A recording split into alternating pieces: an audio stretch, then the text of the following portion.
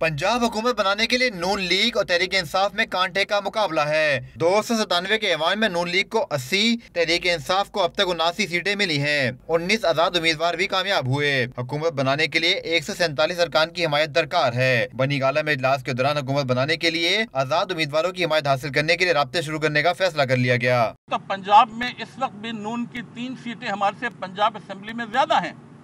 मगर हम इंशाल्लाह, हमें पूरी उम्मीद है, पूरा यकीन है कि पंजाब में हुकूमत हम बनाएंगे और हमारी गुफ्तशनी जारी है।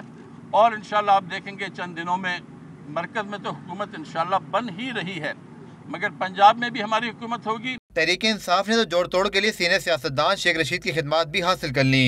कौमी हुकूमत, कौमी मरकजी हुकूमत भी इमरान खान बनाएगा, सूबाई हुकूमत भी इमरान खान बनाएगा। आज़ाद मेंबरों के साथ कल से मैं राब्ता शुरू करूंगा और सबको इमरान खान के साथ खड़ा करूंगा। जो आज़ाद मेंबर होते हैं ये बड़े समझदार होते हैं, ये उधर ही जाएंगे जिधर हुकूमत होगी। पिंडी बॉय ने अज़म जाहिर किया कि वो पंजाब में PTI की हुकूमत बना कर दिखाएंगे।